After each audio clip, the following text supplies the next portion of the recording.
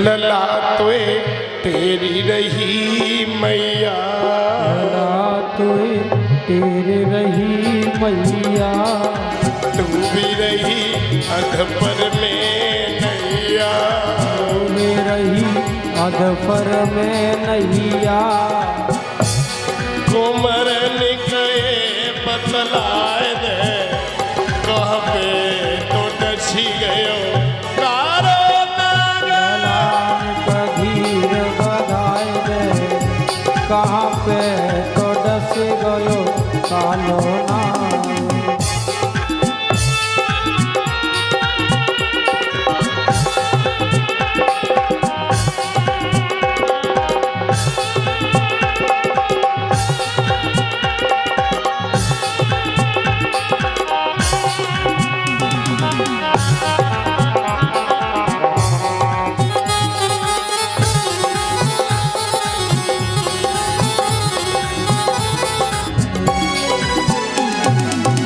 बेटा की लाश को गोदी में ले लिया, लेकर के मैया मरघट की तरफ चली है।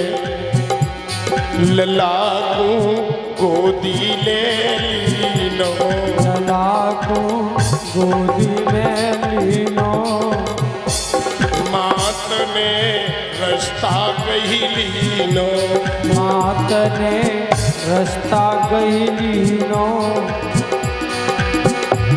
गई मरघट में आई, गई मरघट में आई, मुख से तो बोलो मेरे लाल, लाल कधीर बधाई दे कहाँ पे तो डस गयो कारो नाग।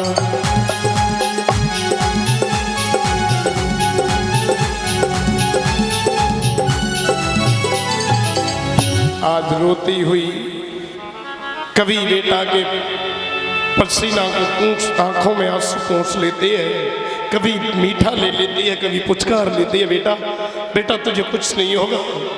आखिर में बेटा को लेकर के जब मरघट में पहुंची मैया, अपने हाथों से चिता तैयार करी। चिता तैयार करने के बाद जैसे ही बेटा को चिता में लिटाने के लिए तैयार खड़ी हुई है, हाथ में लाठी लेते हुए महाराज हरिश्चंद्र आगे बढ़ के आए, कहने लगे कौन है? देखा रोहित, तारा मेरा बेटा कहाँ है? तारा कहने लगी महाराज तुम्हारा बेटा ये पड़ा है।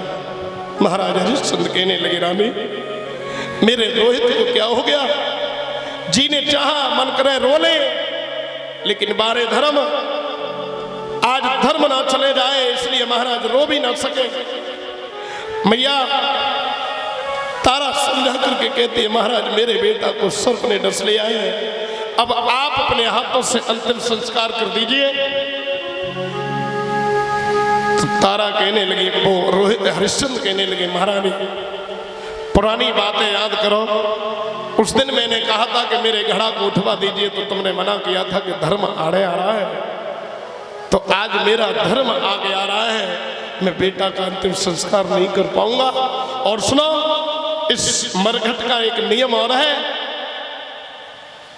कर देना होगा, कुछ टैक्स देना होगा, जो है वो हमें दे दीजिए। रानी कहने लगी महाराज मेरे पास कुछ नहीं है। तो राजा कहने लगे अपने बेटा की लाश को लेकर के चले जाओ, कहीं दूसरी जगह जलाना। आज मैया तारा ने अपनी बेटा की लाश जलाने के लिए फटी पुरानी साड़ी पहने हुए बीच में से फाड़ दी, आदि कफन बना लिया और आदि बेटा के कर के रूप में दे दिए। बोलिए सच्चे दरबार की। भैया अपने यहां तो से रानी ने अंतिम संस्कार किया, अंधेरा हो गया। जिस समय जंगल में पहुंची है